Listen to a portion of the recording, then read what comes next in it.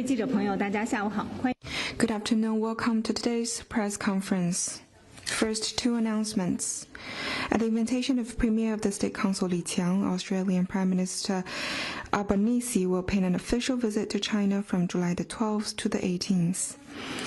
A member of the Political Bureau of the CPC Central Committee and Foreign Minister Wang Yi will attend the China-ASEAN Foreign Ministers Meeting and the ASEAN Part 3 Foreign Ministers Meeting, the East Asia Summit Foreign Ministers Meeting, and the ASEAN Regional Forum Foreign Ministers Meeting in Kuala Lumpur, Malaysia from July the 10th to the 11th. Now the floor is open.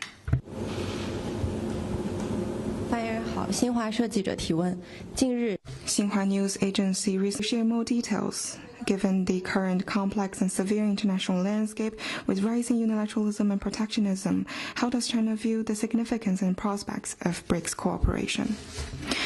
From July the 6th to the 7th, Premier Li Qiang attended the 17th BRICS Summit in Rio de Janeiro. He pointed out that transformations unseen a century are accelerating in the world. International rules and order face serious challenges, and the authority and efficacy of multilateral mechanisms are weakening. The global governance vision of extensive consultation and joint contribution for shared benefits proposed by President Xi Jinping holds even greater value and relevance. All parties need the spirit of equality and respect to enable more extensive consultation, united and collaborative actions to enhance our joint contribution, and wholehearted embrace of others' success as our own to expand shared benefits. Standing at the forefront of the global south, BRICS countries should uphold independence and strive to be the pioneering force in advancing global governance reform, uphold justice and safeguard world peace and tranquility, focus on development and bolster the driving forces of economic growth, and uphold exclusiveness and promote exchanges and mutual learnings among civilizations. Greater BRICS cooperation should uphold and practice multilateralism, build an open world economy, enhance international financial cooperation, and unlock new promising areas of economic growth.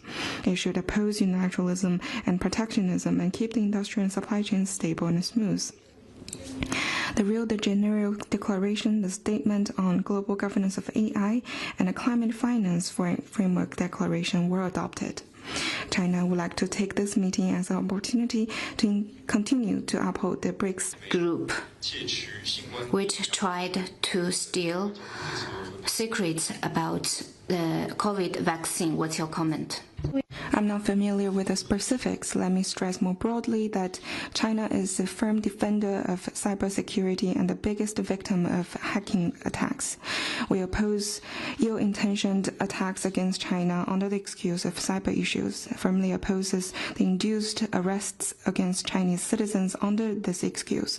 We ask Italy to take concrete actions to safeguard the lawful rights and interests of relevant Chinese citizens.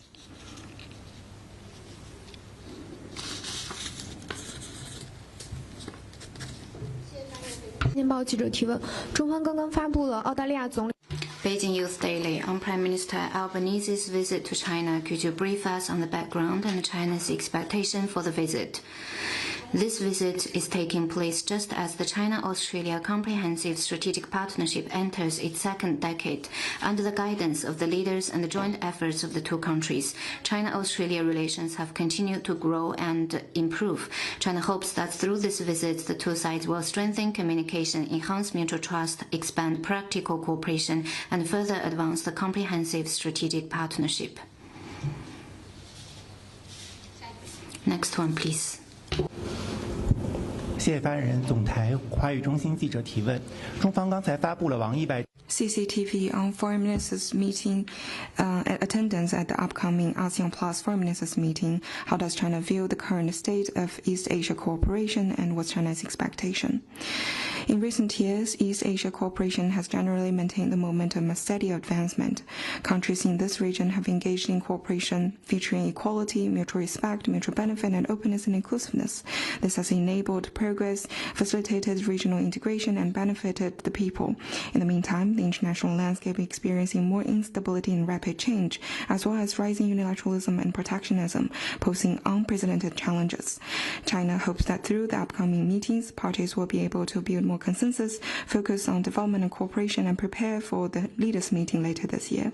China firmly upholds ASEAN centrality, stands ready to advance the China-ASEAN Free Trade Area 3.0 upgrade, and foster an even closer China-ASEAN community with a shared future.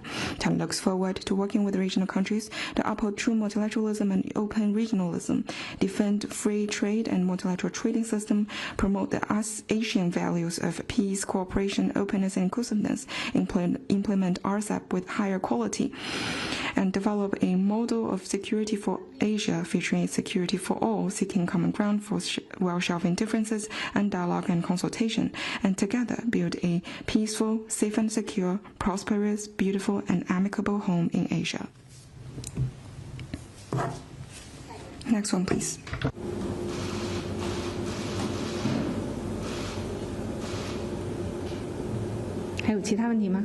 Anything else?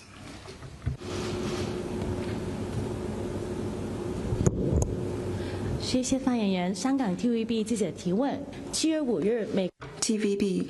On July the 5th, Marco Rubio released a statement on the website of the Department of State and on his social media to celebrate the 14th Dalai Lama's 90th birthday, was China's comment. Xizang affairs are purely China's internal affairs, which brook no external interference.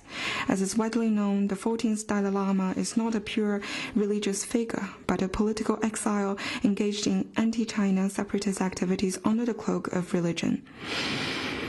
He and the so-called Tibetan government in exile are in no position at all to represent the people in Xizang, still less decide the future of Xizang.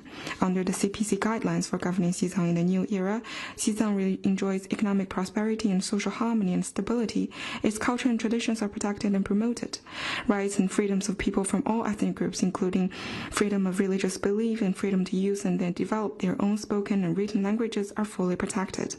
The world can clearly see that, and the U.S. is in no position to point its fingers at China. We urge the U.S. to be fully cognizant of the importance and sensitivity of Xizang-related issues, see clearly the anti-China separatist nature of the Dalai Group, honor the commitments the U.S. has made to China on issues related to Xizang, stop meddling in those issues, and stop sending any wrong signal in any form to the Tibet independence forces. Bloomberg News. 彭博社，卢比奥也会出席东盟系列峰会。王毅是否将会见卢比奥？ I have nothing to read out on that.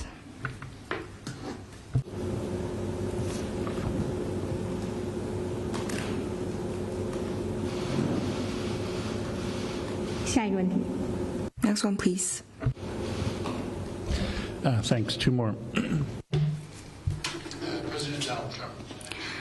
特朗普公布了信函，是关于与主要贸易伙伴的关税，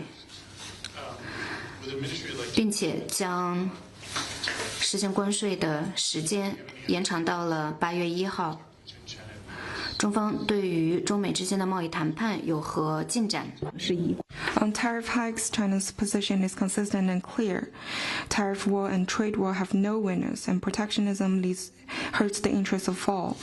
You're paying more attention to China-U.S. trade talks. On that, I'd refer you to competent authorities. Cool. Last one. Treasury 美国财政部长贝森特表示，将在未来几周内与中国财长会见，讨论贸易和其他问题。外交部对其有何评论？ I also would like to refer you to competent authorities on that. 问题。 Next one, please. 还有其他问题吗？ Anything else? Then let's call it a day. Thank you for coming.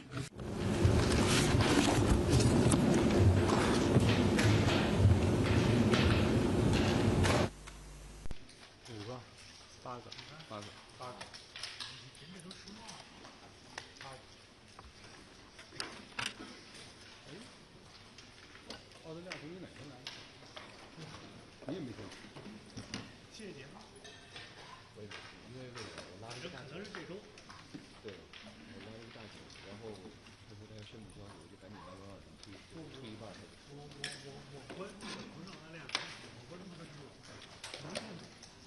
明天。那你就写号。不是，解放个屁！他怎么了？他就东走了。